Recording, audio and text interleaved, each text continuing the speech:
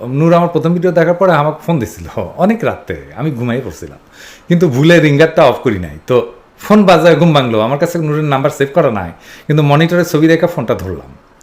সে আমাকে খুব ভদ্রভাবেই বললো, ছেলে তো খুবই ভদ্র, সে ভদ্রভাবে বললো যে আমরা আপনার ভিডিও দেখি, আমরা দেখতে বলি আমার লোকজনকে আপনার video, thank you very much, দেখতে বলেন আপনি। তো আমি নিজে খুব গুরুত্ব দিয়ে আপনার আর খালেদ মহিউদ্দিনের ভিডিও দেখে কইলো আর কি। তো যাই হোক, দীর্ঘ সময় ধরে প্রায় 50 মিনিট হবে নূর আমার কভার চাইলো যে কীভাবে তার কাছে নানাভাবে এই মাসুদ করিম অ্যান্ড গং অ্যাপ্রোচ করছিল, ওই যে সিআইএর এবং হাসিনার এই উৎখাতের প্ল্যান করতেছে, সিআইএ করে নাকি, হ্যাঁ। তো এটা নিয়ে, এই ঘটনা নিয়ে নূর, মানে মাসুদ করিম নিয়া নূর অনেক রাজনৈতিক মুরব্বীর সাথে আলাপ করছে, যেমন মান্না ভাইয়ের সাথে আলাপ করছে, জেনারেল ইব্রাহিমের সাথে আলাপ করছে। তো নূরকে নাকি সবাই সতর্ক করছে, ইত্যাদি ইত্যাদি, এই সমস্ত। এমনকি এই মাসুদ করিমের হাতে তুই লম্বা, নূর কইল যে নূরের দলের খুব উঁচু লেভেলের একটা হোয়াটসঅ্যাপ গ্রুপ আছে, হ্যাঁ, ওই হোয়াটসঅ্যাপ গ্রুপের আলাপও নাকি মাসুদের কাছে চলে যেত, তারপরে মাসুদ নাকি ফোন করে আবার নূরের থ্রেট করছিল। তো যাই হোক, তো এইসব কথার মধ্যে একবার নূর কইল যে এই যে সোকল্ড সিআইএ মাসুদ করিমের চাপাচাপিতে নূর বলছিল যে আমাক এই যে মিলার ছিল না আগের বার অ্যাম্বাসাডার, আমেরিকান অ্যাম্বাসাডার, ওর লগে একটা চা খাওয়ার দাওয়াত দেন, সে বলুক যে আপনি সিআইএ, তাইলে আপনার লগে আলাপ করবো। তো আমি এই পর্যন্ত শুনে নূরকে বললাম যে আপনার কি মনে হয় যে মিলার আপনার কবে যে ও আসলে সিআইএ, হ্যাঁ আপনি কাজ করতে পারেন ওর সাথে, হ্যাঁ, এটা কবে, জিন্দেগিতে কবে না। এইভাবে তো রাষ্ট্রগুলো কাজ করে না, এভাবে এমবাসিও কাজ করে না, এভাবে সিআইএও কাজ করে না, হ্যাঁ। তো আমি নূরকে কইলাম যে আপনি তো মোসাদের মেহেদি সাফাতির লগে দেখা করছিলেন, মিটিং করছিলেন, কেন? তো আপনি তো কোনো অবস্থাতে একজন ইসরায়েলের এজেন্টের সাথে দেখা করতে পারেন না, এটা তো বাংলাদেশের স্বার্থবিরোধী। সে তো জাইরা অস্বীকার করলো, এই ছবিটা এডিটেড কিনা তা কিন্তু এই যে এখানে ফ্রান্সে ফরেন্সিক করানো যায়। আমি কইলাম আচ্ছা মানলাম যে ছবিটা যে ছড়াইছে এটা এডিটেড, কিন্তু আপনি তো নিজের মুখে বলছেন যে আপনি মেহেদির সাথে দেখা করছেন। এই যে শুনেন আপনি কি বলছেন নিজের মুখে। মেহেদি এন্ড সাফাতির সাথে আমার মিটিং হয়েছে, আমার বৈঠক হয়েছে, আমার কথা হয়েছে, আমার আলোচনা হয়েছে, তো তাতে কি হয়েছে? এরপরে আপনি ওই যে নিজেই শিপনের সাথে, শিপন বড়ুয়া মানে তার এক মাল আর কি, হ্যাঁ। তো যাই হোক, অখণ্ড ভারতের জন্য কাজ করে আর কি, তো ওর সাথে কি আলাপ করছেন শুনেন শুনেন। এবার সে কি কোনো মানে ইনফ্লুয়েন্সিয়াল লোক কিনা মেহেদি? হ্যাঁ, উনি তো ইসরায়েলের নেতা, মেহেদি সাফাতি, লিকুন পার্টির লিডার।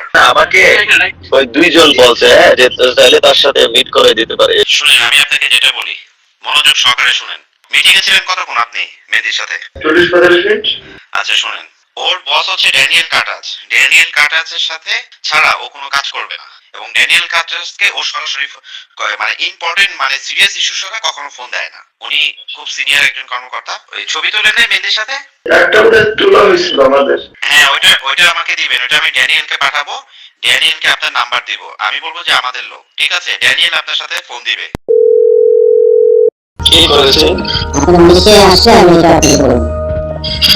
নাম্বার সেটা এখন বলেন না, আপনি কিছু কিছু আমি না, শুরুতে তো ডকুমেন্টস তো অনলি আপনাকে দেবো, সেটা কিভাবে হবে? শুধু একটা আপনি বিশ্বাসের ঘাতকতা করেছেন, আপনি বিশ্বাসের বলে আমি আপনাকে দেখি যে আপনার সাথে বিশ্বাসের মর্যাদা তো রাখতে হবে। আপনি বলেন তো ভাই আসলে আপনি ডকুমেন্টস কাকে পাঠাইছেন? তো নূর আমার হোয়াটসঅ্যাপের ইয়েতে কইলো যে আমি ওর হোয়াটসঅ্যাপে পাঠিয়েছিলাম এই ক্লিপটা, তো আমার হোয়াটসঅ্যাপের ইয়েতে কইলো যে এটা এডিটেড। আচ্ছা মানলাম এডিটেড, কিন্তু আপনি নিজে যেটা বলছেন যে মেহেদির সাথে দেখা করছেন সেটা তো এডিটেড বলে দাবি করেন নাই, তাই না? আবার শোনেন আরেকটা জিনিস, আপনি নিজে কইতেছেন যে মোসাদের লগে এমন মিটিং এর সুযোগ হইলে আপনি লুফে নিতেন। শুনেন, এখানে কারোর সাথে আমার ওই ভাবে কোনো বিদেশি গোয়েন্দা সংস্থার লোকের সাথে মিটিং হয় নাই, তবে যদি হওয়ার সুযোগ থাকতে আমি সেটা লুফে নিতাম। তার মানে আপনার তো মোসাদের সাথে মিটিং করার কোনো নৈতিক বা আইনগত বাধা নাই বলে স্বীকার করছেন, তাই না? এবং এটা বলছেন যে আপনি করেন নাই মিটিং, কিন্তু করার সুযোগ পেলে আপনি সুযোগ ছাড়তেন না, তাই না? আর সিরিয়াস, হ্যাঁ নূর, আপনি জাতীয় পর্যায়ে রাজনীতি করতেছেন, আপনার সাথে তো কথা বলবেন আর কেউ কিছুদিন পরে, আপনার নামই হয়ে যাবে যে মোসাদ নূর। আপনি কখন কোথায় কি বলেন তার কোনো ঠিকই নাই। আজ দেখলাম ডয়েসে বেলেত কইতেছেন হাসিনা ক্ষমতাচ্যুত করতে হইলে ষড়যন্ত্র করবেন, তাতে নাকি আপনার কোনো অসুবিধা নাই।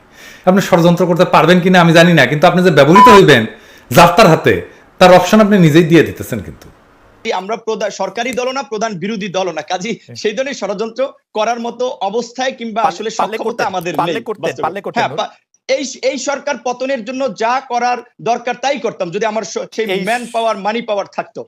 ওকে, এই সরকার পতনের জন্য চাইলে আপনি ষড়যন্ত্রও করতে পারতেন। ফ্যান্টাস্টিক। আমরা একটু এই সরকার যা করার তাই করতাম। আপনার যেহেতু মোসাদের সাথে মিটিং এর আপত্তি নাই, তো আপনি আদৌ মিটিং করছেন নাকি করেন নাই সেটা তো অপ্রাসঙ্গিক, তাই না? ডাকলে আপনি করতেন, এখনো ডাকলে আপনি যাইবেন, তাই না? তো নূর, আপনারে আমি হোয়াটসঅ্যাপে এই কয়েকটা প্রশ্ন জানতে চাই, মেসেজ দিছিলাম, আপনি বলছেন আপনি মিটিংয়ে আছেন। তো সেই মিটিং 2 দিন পরে শেষ হইল, তো নূর 2 দিন লাগছে আপনার মিটিং শেষ হইতে। তো তারপরে আপনি জানাইলেন লিখা যে রেজা কিবরিয়া আপনাকে মেলা প্যারার মধ্যে রাখছে, তাই এই সময় যেন আমি সমালোচনা না করি, দলটারে যেন আমি গুছানোর জন্য হেল্প করি আর কি।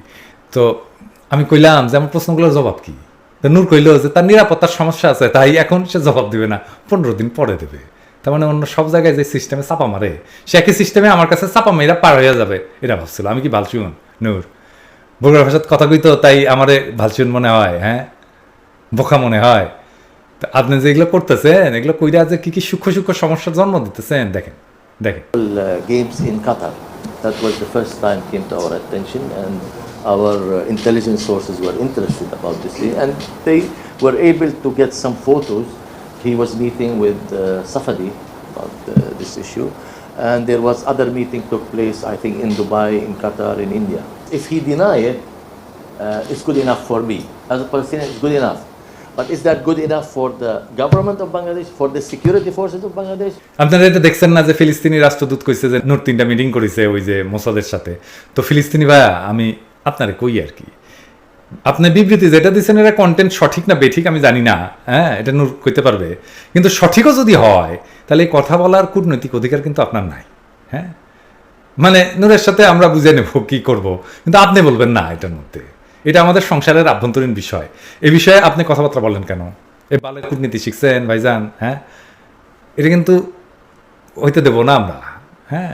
আপনি বলছেন যে ইসরায়েলি পয়সা গেছে বললে নূরের দ্বারা নেতৃত্ব দেওয়া সম্ভব না, হ্যাঁ। আপনার নিজের দেশ, আপনার নিজের সরকার, প্যালেস্টাইন অথরিটি ইসরায়েলের কাছে টাকা নেয় নাই, এই যে দেখেন দেখেন। তা আপনার তো তাইলে আপনার তো রাষ্ট্রেরই তাইলে অথরিটি থাকে না।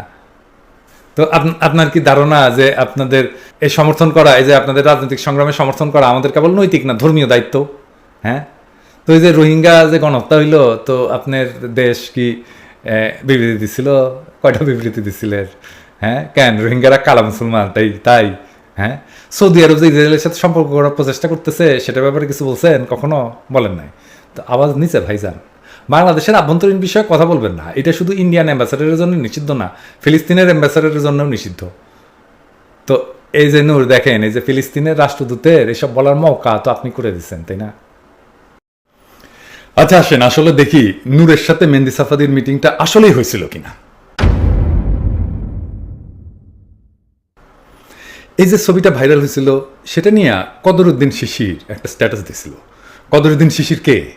যারা চিনেন না তাদের বলি, তিনি বাংলাদেশের ফ্যাক্ট চেকের পাইওনিয়ার, বাংলাদেশের একজন খুবই ব্রাইট তরুণ সাংবাদিক।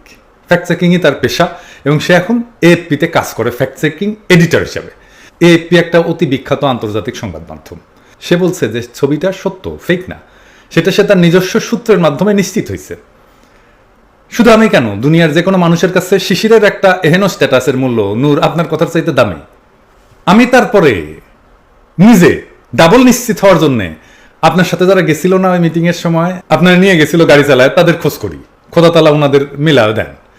আপনার বয়স কম, আমার অর্ধেকেরও কম, তো এই বয়সে তো স্মৃতিশক্তি এত দুর্বল হওয়ার কথা না। আপনাকে মনে করাই দিই কি হয়েছিল।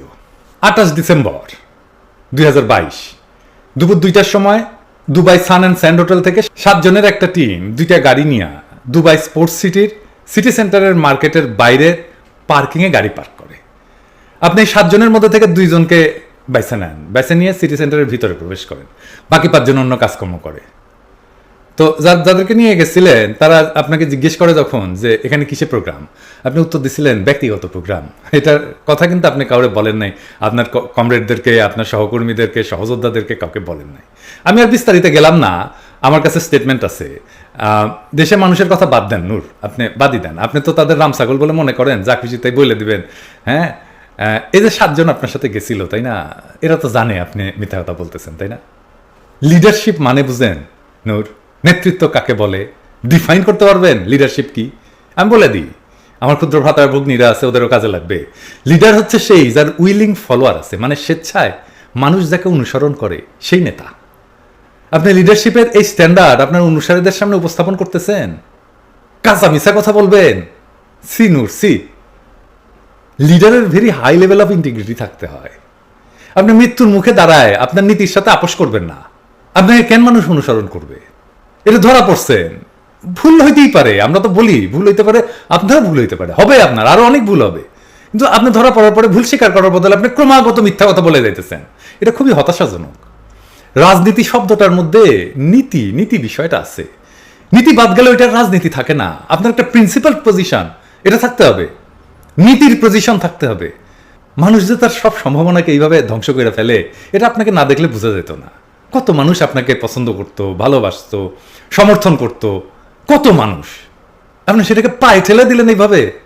হাসিনাকে উৎখাত করে আপনি কি বদলাবেন? হাসিনার মতো একজন প্যাথোলজিক্যাল লায়ারের বদলে আপনার মতো একজন পেটি লায়ার, পেটি মিথ্যাবাদীকে মাথায় তুলবে জনগণ? আমার ক্ষুদ্র ভ্রাতার ভগ্নীদের বলি, আমরা আমাদের ব্যর্থতা নিয়ে খুব পেরেশানিতে থাকি, তাই না? মোটিভেশনাল লিডার টিডার বলে যে ব্যর্থ হইলে কিভাবে আমাদের ভেঙ্গে পড়া চলবে না, তাই না? হ্যাঁ, কিন্তু একটা জিনিস বলি, ব্যর্থতা সবার জীবনে থাকে, সবার সবার। এই দুনিয়ায় যত জিন্দা মানুষ আছে, জেতা মানুষ আছে, এই দুনিয়ায় যারা কাল কাটাইছে, তাদের সবার জীবনে ব্যর্থতা আছে, ছিল। এই ব্যর্থতা আমরা সামলাবার লাগা আমরা কন্ডিশন, মানে আমাদের একটা স্কিল আছে, কিন্তু সাকসেস ম্যানেজ করাটা গুরুত্বপূর্ণ। কারণ ব্যর্থতা যত আসে, সাকসেস সেই পরিমাণে আসে না, সাকসেস অল্প আসে। দুনিয়াতে খুব সাকসেসফুল মানুষের সংখ্যা কম। নূর আপনার কম বয়সে একটা বিশাল বড় সাফল্য পেয়েছিলেন। এরকম সাফল্য আসতে মানুষের অনেক একটা পুরো জীবন চলে যায়। আপনাকে কত কম বয়সে দেশ জোড়া পরিচিতি দিছিল, আপনি এই সাফল্যটা ম্যানেজ করতে পারলেন না। আফসোস আফসোস। যদি আপনি জনগণের রাজনীতি করেন, তাইলে আপনার দুইটা কোয়ালিটি থাকতে হবে, মাথায় রেখেন। আপনি আপনার শত্রুর সাথে হবেন ভয়ানক, কিন্তু জনতার কাছে হবেন মাটির মানুষ, অবনত। ইংরেজিতে বলে হিউমিলিটি। জনতা তার নেতাকে শত্রুর সাথে মাথা উঁচু করে লড়াই লত দেখতে চায়, কারণ জনতা এটা দেখতে চায় তার নেতা দুর্বল না, ভীরু না, তার নেতা শক্তিমান, তার বাহুতে শক্তি আছে। এমনকি আপনাকে ফিজিক্যালি ফিট হইতে হবে, আপনার শরীর দেখে যেন আপনার বাহুতে যে শক্তি আছে আপনার অনুসারীরা যেন দেখতে পায়, আপনার অনুসারীরা যেন দেখতে পায় আমার নেতা শক্তিমান কিন্তু মাটির মানুষ আমাদের সামনে, ডাউন টু আর্থ ইংরেজিতে কয়। দুইটা কিন্তু খুবই কন্ট্রাস্ট কোয়ালিটি, সেজন্য লিডার বা নেতা খুঁজে পাওয়া দুর্লভ। মানুষকে এই কন্ট্রাস্টে আকর্ষিত করে। আপনি দেখেন খোদা তাআলা, তিনি শুধু সর্বশক্তিমানই নন, তিনি অসীম দয়ালু, রহমানুর রহিম। খোদা তাআলার যে সমস্ত গুণবাচক নাম আছে তার মধ্যে কয়বার আসিছে দয়াময়তা, করুণাময়তা নিয়া। তো ধরেন বাপে আউশ করে নাম রাখিল যে আব্দুল আহাদ, মানে পরম করুণাময়ের বান্দা, অথবা আব্দুল ওয়াহেদ, মানে অসীম দয়ালুর বান্দা। আর এই আব্দুল ওয়াহেদ বা আব্দুল আহাদের মধ্যে দয়ার গোষ্ঠী নাই, ক্যাঙ্কা হবে তাহলে বোঝা গেছে লিডারের ক্যাঙ্কা হওয়া লাগবে। আর নূর, আপনি বুঝতে পারছেন আপনি কোনটি ভুল করিচ্ছেন বারবার কইরা? হ্যাঁ, এবার আসেন একটু রেজা কিবরিয়া নিয়ে কথা বলি। হ্যাঁ, উনি বলছেন যে উনার মার্সিডিজ আছে, উনি মার্সিডিজে চড়েন, উনি নাকি এক্সিকিউটিভ ক্লাসে চড়েন না, বিমানে ফার্স্ট ক্লাসে চড়েন। হ্যাঁ, তো ভাইজান আপনার মাথা মোথা ঠিক আছে তো? এই মানসিকতা নিয়ে আপনি রাজনীতি করতে আসছেন বাংলাদেশে? আপনি তো দুনিয়ার কোথাও রাজনীতি করতে পারবেন না এই মানসিকতা নিয়ে। আমি যে এলিটের গোষ্ঠী কিলাই, সে এলিটের বাপ তো আপনি। তো ফার্স্ট ক্লাসে ট্রাভেল করে তো বেশি কার্বন নিঃসরণ করছেন অন্যদের চাইতে, অনেক বেশি বৈশ্বিক উষ্ণতা বাড়াইছেন। আমি যদি এলিটিজমের কথায় যদি আপনারা বলি, আপনি তো স্বার্থপর মানুষ, আবার সেটাকে গর্ব কইরা করছেন। হ্যাঁ, এটা গর্ব করার বিষয়। আপনি তো পশ্চিমে থাকছেন, চাকরি বাকরি করছেন, অনেক মেলা বড় চাকরি বাকরি করছেন। পশ্চিমে এভাবে কথা বলতে নাকি বাংলাদেশের নাগরিকদের সাথে এভাবে কথা বলতে হয়? উনার আবার কেউ কেউ মাথায় তুলছিল, কিন্তু উনার আবার পাবলিক রিলেশনস অফিসার আছে কিন্তু একজন, হ্যাঁ, যে মনে করে যে সে প্রাইম মিনিস্টার হওয়ার যোগ্য আর কি, প্রাইম মিনিস্টার ম্যাটেরিয়াল। এই যে শুনেন সে কি বলে। আমি মনে করি যে বাংলাদেশে এখন অপোজিশন ফিগারদের মধ্যে রেজা কিবরিয়া বাংলাদেশের প্রধানমন্ত্রী হওয়ার যোগ্য, সত্যি কথা যেটা। তো সে আমারে কইছিল যে পুটকি চালাক শারমেয়, শারমেয় মানে জানেন তো কুকুর। হ্যাঁ, এটা বলে সে বলছিল যে আমি নাকি আন্তর্জাতিক রাজনীতির কিছুই বুঝি না, আমার বোঝার দরকার নাই তো, তুই বুঝিস? হ্যাঁ, মেলা কিছু। হ্যাঁ, তো এটা বুঝিস না যে এটা প্রাইম মিনিস্টার কে এটা ইউনিয়ন পরিষদের চেয়ারম্যান হতে পারবে না? হ্যাঁ, এটা বুঝিস না? আমি তো বুঝি না, আমি তো জানি, আমি তো কিছু, আমি তো মূর্খ মানুষ, আমার তো লেখাপড়া নাই, আমি মূর্খ মানুষ। আমার জীবনে কোনো অ্যাচিভমেন্ট নাই এই ইউটিউবার হওয়া ছাড়া। তো তুই তো জানিস সব কিছু, তুই তো ধরতে পারিস নি কাজে এটা বালছুন। মানে এলিট হলে সব পারবে সে, হ্যাঁ অক্সফোর্ডে পড়েছে তো প্রাইম মিনিস্টার তো হবারই পারবে, এলিট ছাড়া কেউ প্রাইম মিনিস্টার হবার পারে নাকি? হ্যাঁ, আজ আবার নূরের প্রসঙ্গে আসি। হ্যাঁ, আমি এটা নূরেই বলতেছি, কারণ আমি কি বলতেছি সেটা আপনি জানেন। আপনারা যখন কোটা সংস্কার আন্দোলন করলেন, তারপরে আপনারা কেন বিদেশিদের কাছে, আমি আরো স্পেসিফিক করে বলি, হিউম্যান রাইটস অর্গানাইজেশনের থেকে টাকা নিলেন কেন? অস্বীকার করবেন কিনা জানি না, অস্বীকার করলে বিপদে পড়বেন, কারণ আমি অন্য কারোর কাছ থেকে শুনিনি, আমি এটা নিজে দেখছি। এটা আমি বাই চান্স দেখে ফেলেছি। হ্যাঁ, যাগারও টাকা নিচ্ছেন তাদের সাথে আমিও কাম করছি। হ্যাঁ, আমরাও তো ছাত্র রাজনীতি করছি রে ভাই, মাইরও খেয়েছি, জেলও গেছি, কখনো তো বিদেশিদের কাছ থেকে টাকা নিতে হয় নাই। তো আপনারা যে এইরকম আর কার কাছ থেকে টাকা নিতে পারেন সেটা তো খুবই সম্ভব। আপনি বাংলাদেশের রাজনীতি করলে বিদেশিদের টাকা নিতে পারবেন না, সোজা হিসাব। বিদেশিদের টাকায় দেশের রাজনীতি হয় না। আপনি রাইট পলিটিক্স পার্সু করলে আপনার রাজনৈতিক কর্মসূচির জন্য কখনোই টাকার অভাব হবে না, এটা মাথায় রাখবেন। আপনার তো রাজনীতি দ্বারা